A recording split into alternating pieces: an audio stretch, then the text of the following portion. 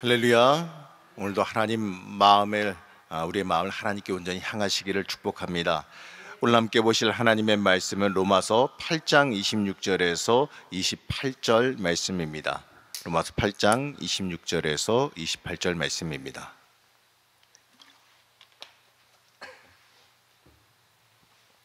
저와 같이 천천히 합독하시겠습니다. 이와 같이 성령도 우리의 연약함을 도우시나니 우리는 마땅히 기도할 바를 알지 못하나 오직 성령이 말할 수 없는 탄식으로 우리를 위하여 친히 간구하시느니라. 마음을 살피시는 이가 성령의 생각을 아시나니 이는 성령이 하나님의 뜻대로 성도를 위하여 간구하심이니라. 우리가 알거니와 하나님을 사랑하는 자 곧 그의 뜻대로 부르심을 입은 자들에게는 모든 것이 합력하여 선을 이루느니라. 아멘. 하나님의 은혜와 평강이 함께 하시기를 축복합니다. 기독교 고대 문서 중에 필로칼리아라고 하는 문서가 있습니다. 이 4세기에서 15세기에 걸쳐서 전승되어지고 쓰여진 여러 가지 그 문서들을 갖다가 이 동방정교에서 모아서 편집한, 어떻게 보게 되면 기독교의 비전과 같은 문서입니다. 이 필로칼리아를 한번 읽다가 함께 나누고 싶은 부분이 있어서 한번 소개하려고 합니다. 이 필로칼리아에서 이 금욕 고행자 마크라고 하는 이 초대교회 교부의 그 글인데요, 행위로 의롭게 된다고 생각하는 사람들에 관하여라는 글에서 한 부분입니다. 만일 베드로가 밤에 그물을 쳐서 물고기를 잡는데 실패하지 않았다면 낮에 한 마리도 잡지 못했을 것입니다. 만일 바울이 육체적으로 눈이 멀지 않았다면 그에게 영적인 시력이 주어지지 않았을 것입니다. 만일 스데반이 신을 모독한 자로 몰려 죽지 않았다면 하늘이 열린 것을 보지 못했을 것입니다. 맞습니다. 이 이야기를 보게 되면 베드로와 바울의 이야기예요. 그들이 받고 있는 그 고난 이야기를 하고 있습니다. 베드로의 직업이 뭐였습니까? 어부였잖아요. 저 상황은 예수님께서 베드로를 부르기 직전의 상황을 이야기합니다. 이 어부로서 어떻게 보게 되면 이 잔뼈가 굵은 사람이 베드로입니다. 어떻게 보면 베테랑 어부죠. 그런 그가 이 밤새 이 물고기를 잡는데 실패했어요. 거의 잡지 못했어요. 이 어부로서 굉장히 많은 실망도 있을 것이고, 어부로서 하루 벌어 먹고 사는 사람의 입장에서는 굉장히 큰 고난이었을 겁니다. 하지만 그에게 그러한 상황이 발생했기 때문에 그가 예수께서 낮에 그물을 던지라 명령하셨을 때 그 명령대로 순순히 던져서 이 153마리 잡을 수 있는 그 기적을 낳게 된 거죠. 그리고 그걸로 인해서요, 베드로가 예수 앞에 무릎 꿇고 자신이 죄인이라는 것을 고백할 수 있게 되는 겁니다. 그것으로 인해서 베드로는 예수님의 제자로서 이 사람 낚는 어부가 될 수 있었습니다. 만약에 베드로가 실패하지 않았다면 이 베드로는 영적으로 성공할 수 없었을 겁니다. 또 다른 이야기는 바울의 이야기입니다. 바울이 사울이라 불리던 시절에 예수님을 믿는 사람들을 잡아서 벌하기 위해서 이 다메섹으로 가고 있었습니다. 그 당시 사울이라고 하면은 굉장히 기세 등등한 사람이었어요. 이 사울에게 잡히면 어떻게 보게 되면 이 피도 눈물도 없이 당하게 되는 겁니다. 이 스데반을 잡아 죽인 그 중심에 이 사울이라고 하는 이 사람이 있었기 때문에 그래요. 그리고 그는 그걸 갖다가 굉장히 당연한 결과로 여겼습니다. 그러던 그가 이 다메섹 길 위에서 눈이 멀었습니다. 그 결과는 우리가 다 아는 것처럼 이 사울이 바울로 변했어요. 바로 이 영적인 눈을 뜨게 되어 이방인의 사도 예수 그리스도의 사도로 이 부름을 받았습니다. 만일 바울이 육신의 눈이 멀어버리는 이 큰 고난을 받지 않았다면 어떻게 됐을까요? 그가 과연 예수를 만나고 예수를 믿고 변화받을 수가 있었겠습니까? 이 사울의 눈이 멀었기 때문에 영적인 눈을 뜰 수 있게 된 겁니다. 오늘 말씀은 로마서 8장 28절인데 이 말씀을 보게 되면 이렇게 말씀합니다. 우리가 알거니와 하나님을 사랑하는 자 곧 그의 뜻대로 부르심을 입은 자들에게는 모든 것이 합력하여 선을 이루느니라. 여러분, 바로 이겁니다. 하나님을 사랑하는 자, 다시 말해서 하나님의 뜻대로 부름을 받은 자들에게는 이 고난이 오더라도 어떤 힘듦과 어려움이 올지라도 그것이 결국에는 선을 이루게 되어 있다는 말씀입니다. 여러분, 우리가 살아가는 삶 어떻습니까? 좋은 날도 있지만 이 삶 전체를 놓고 볼 때 뭐 매일매일 편안하다고만 말할 수는 없을 거예요. 그리고 이 고난이라고 하는 게 오게 되면 이 짧게 오면 좋지만 꼭 짧게 오지도 않더라고요. 이 생각 같아서는 우리의 사는 인생이 이 좋게만, 좋은 일만 가득하면 참 좋겠다라는 생각이 듭니다. 하지만 우리가 살아가는 형식은 뭐 매일 그렇지가 않잖아요. 온갖 어려움과 고난도 함께 기다리고 있는 게 우리가 살아가는 이 세상의 삶입니다. 하지만 우리가 잊지 말아야 될 것이 있는데, 이 하나님 안에서 살아가는 사람, 하나님 안에서 거하는 사람들에게는 이 고난도 합력하여서 결국에는 그 인생의 선을 이룬다라고 하는 사실입니다. 이 지금 당장의 어려움과 고난이 이 나를 죽일 것처럼 보이기도 합니다. 하지만 그것들은 절대로 나를 죽일 수가 없어요. 이 어려움과 고난이 몰려올수록 우리는 그 고난을 무서워하거나 피하지 말아야 됩니다.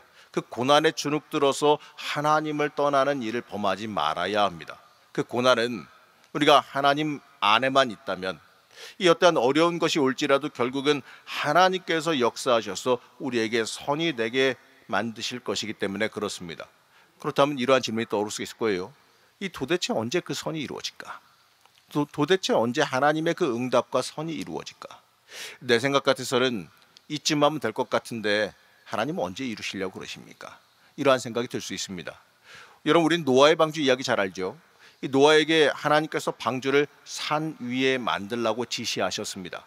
이 하나님께서 저 악한 세상을 도저히 보지 못하시겠다고 벌하시겠다고 명령하신 겁니다.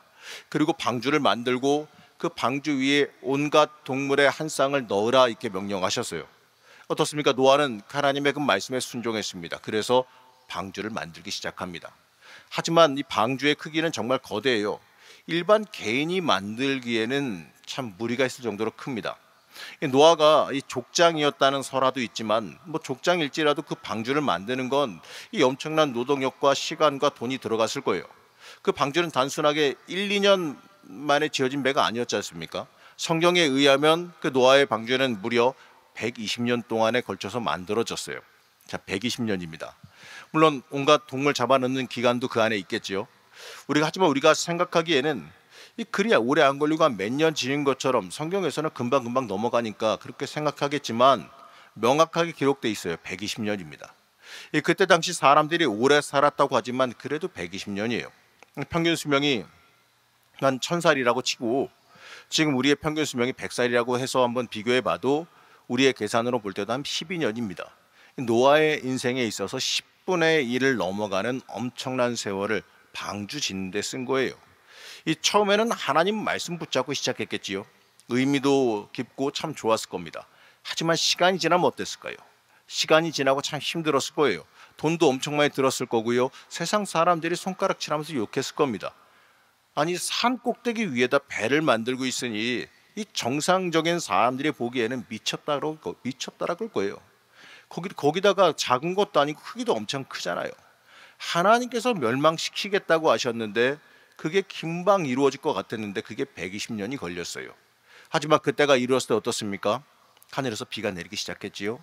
이 거침없이 하늘이 구멍 뚫린 듯이 비가 내려 결국에는 온 세상이 물로 덮이게 됐습니다. 하나님의 때는 언제 임할지 하나님만 아세요. 하나님께서 가장 옳다고 여기시는 그때에, 가장 좋다고 여기시는 그때에 하나님께서 이루신다라는 겁니다. 이 그때가 언제가 되든지 간에 이 성실하게 하나님의 말씀을 수행한 그 노아에게 있어서요, 이러한 방주를 만드는 것 그 자체가 어떻게 보게 되면 신앙 고백이었습니다. 여러분, 우리가 중요한 건 내 입장에서 하나님을 가두지 말아야 돼요. 하나님을 제한하지 말아야 됩니다. 하나님은 과거에도 계시고 현재에도 계시고 미래에도 동시에 존재하시는 분이십니다. 어느 순간이 우리에게 가장 좋을지 우리는 지금 당장 현실에 갇혀 있으니까 알 수가 없죠. 하지만 하나님께서는 시간에 묶여있는 분이 아니시기 때문에, 공간에 묶여있는 분이 아니시기 때문에 우리의 인생 모든 걸 다 알고 계신다는 거예요.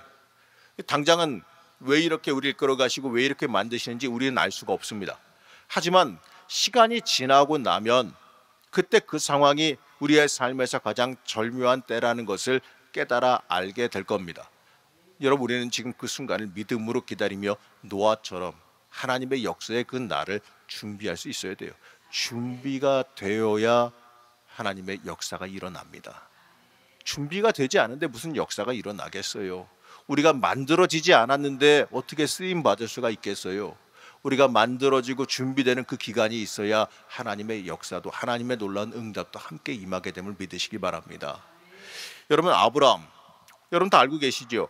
이 아브라함이 여러 가지 시험 받았다는 걸 잘 알고 계실 겁니다. 하나님은 아브라함을 시험하셨습니다. 다시 말해서 하나님은 아브라함의 그 유익을 위해서, 아브라함이 어떠한 사람인지 알기 위해서가 아니라 완전한 믿음을 나타낼 기회를 주기 위해서 아브라함에게 고난을 주셨습니다.